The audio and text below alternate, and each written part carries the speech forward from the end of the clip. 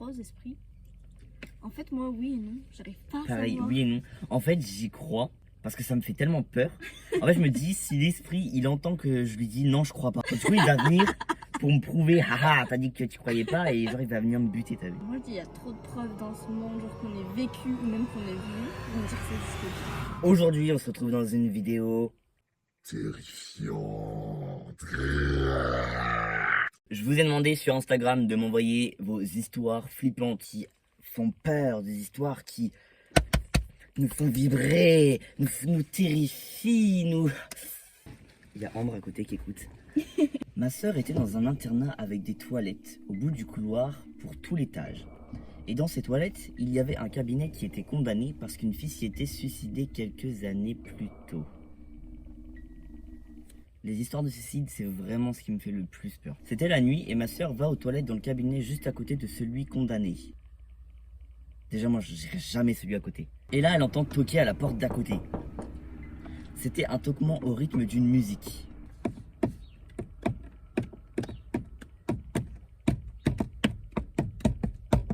C'est bon, stop. Et ça se répétait comme ça pendant quelques secondes. Ensuite, ça s'est arrêté et puis ça a repris quelques secondes plus tard. Ma sœur est sortie en courant des toilettes et elle est retournée dans sa chambre. Elle a réveillé ses potes et leur a raconté ce qui s'était passé. Ses amis lui ont raconté que parfois la nuit, on voyait une ombre blanche au bout du couloir et que c'était probablement la même fille qui s'était suicidée dans les toilettes.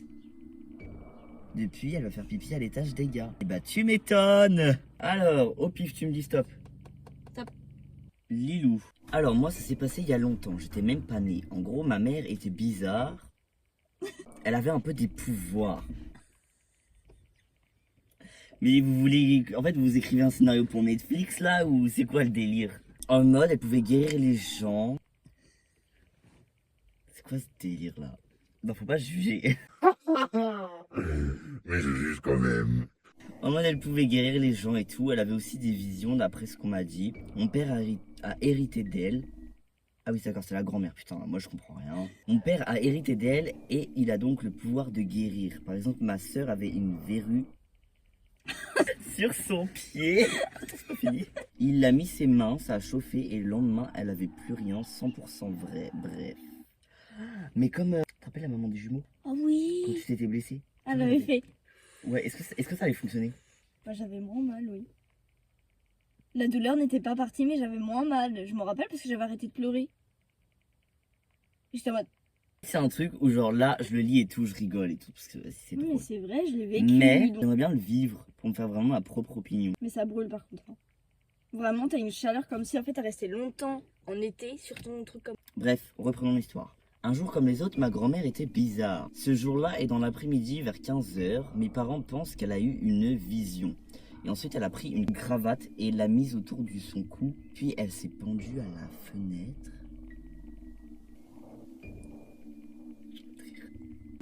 C'est horrible! Mon père, donc son fils, l'a vue tomber de la fenêtre. C'est comme ça qu'elle est décédée.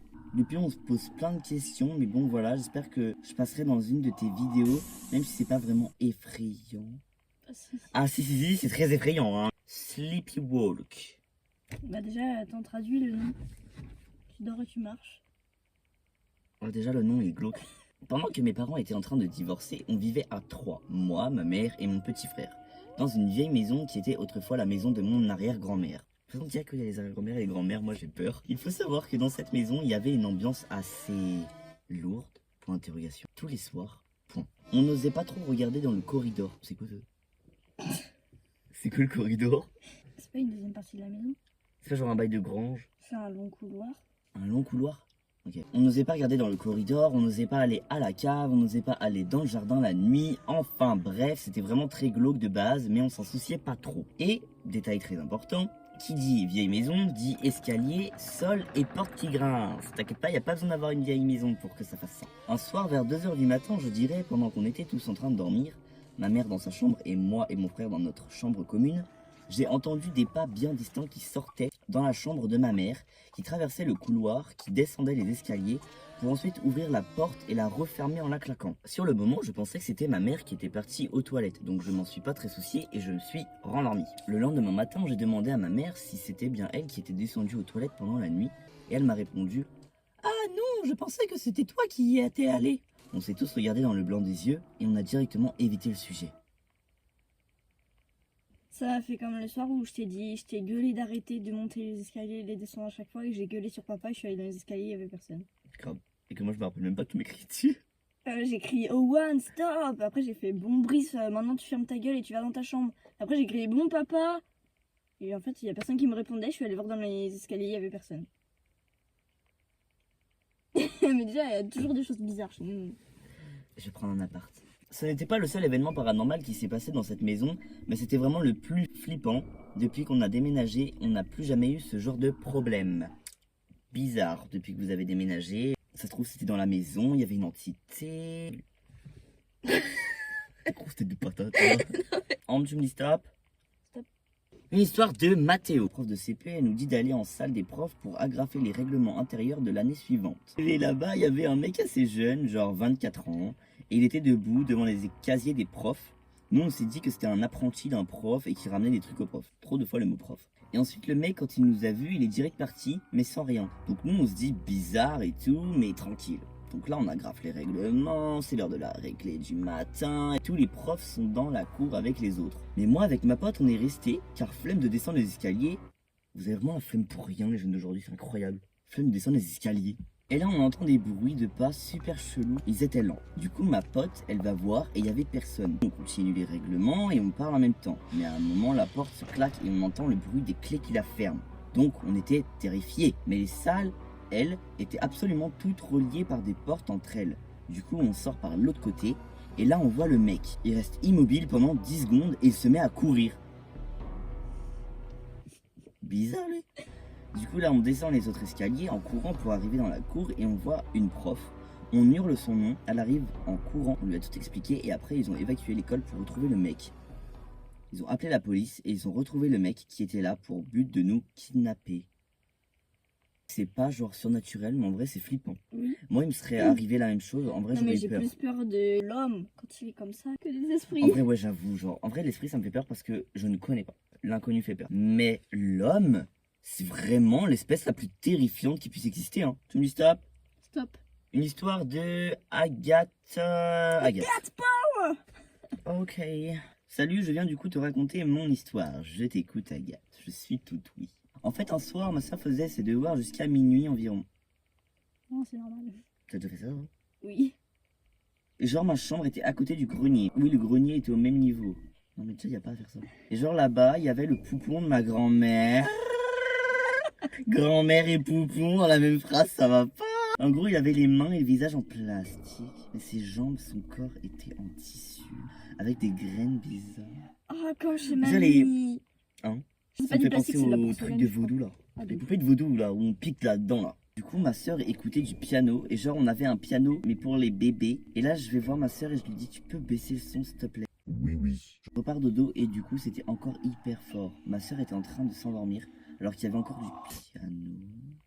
Je l'entendais dans le grenier, je me pissais dessus limite, donc je commence à prendre la poignée et d'un coup ça s'arrête. J'entre et là sur le piano il y avait des doigts en plastique.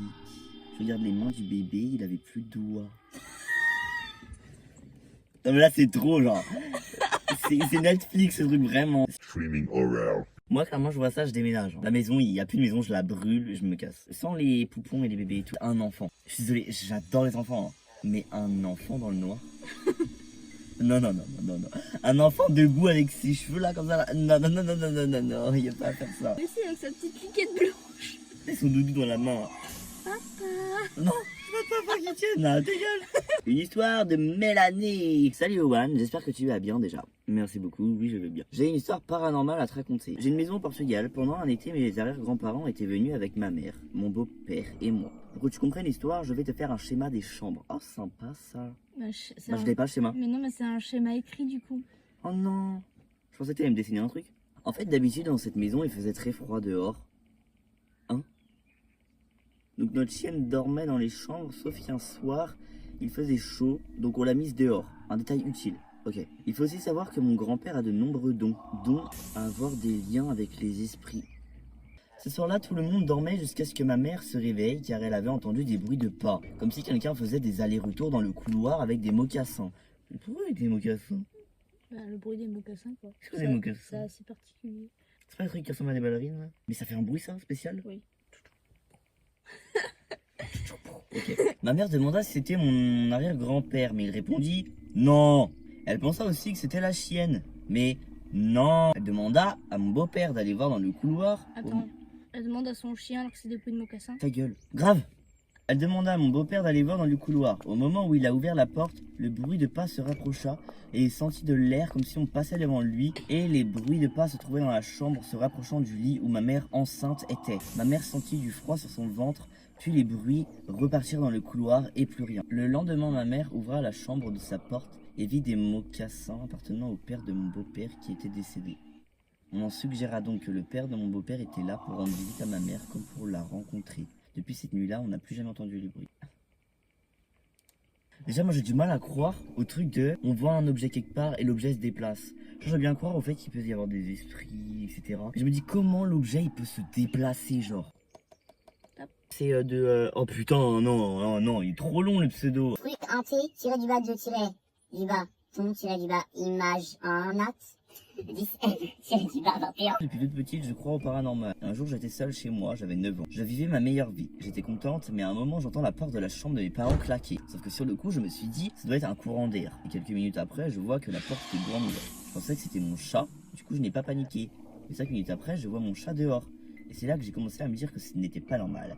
Et j'ai décidé d'aller voir. Et j'ai vu une silhouette noire passer devant moi. Je suis resté fixe quelques secondes et j'ai eu des frissons qui m'ont traversé tout le corps. Le soir, quand mes parents sont rentrés, je ne leur ai pas raconté de peur que l'on me prenne pour une conne. Je ressentais encore ces frissons dans le corps. Il avait habité son corps, il était rentré en elle. Et pendant quelques semaines, chaque matin, je retrouvais du sang dans mon lit. Quoi? Des griffures sur mon corps? Aussi des bleus? Ça va trop loin là, faut je sais pas, exorciser la maison. Des plaies assez profondes. Et je savais que ce n'était pas mon chat. Il a commencé à se passer de plus en plus de choses, telles que des objets qui bougent, des affaires qui disparaissent, ou même de voir cette silhouette souvent. Non mais genre, juste comme ça, moi je vis ça, je me bute. Je peux pas vivre ça et rester vivant après. J'avais toujours ces frissons dans le corps, je savais que ce n'était pas mon imagination. Et ça a duré pendant un mois, je vivais ça quotidiennement, et encore aujourd'hui, j'ai 15 ans, je revois cette silhouette et je me réveille avec certains bleus. Mais ce que je trouve bizarre, c'est que je n'ai plus aucune cicatrice parce que, comme je disais, les plaies étaient assez profondes. Merci pour ton histoire. Sache que je veux jamais te rencontrer.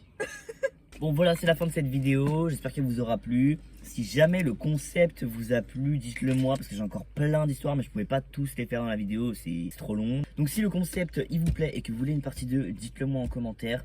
N'oubliez pas de liker, de commenter, de vous abonner surtout s'il vous plaît, ça serait cool. Si je fais une partie 2, j'essaierai de la tourner quand il fait nuit pour rajouter un peu de piment. Sur ce, je vous dis à la prochaine, portez-vous bien, cœur sur vous.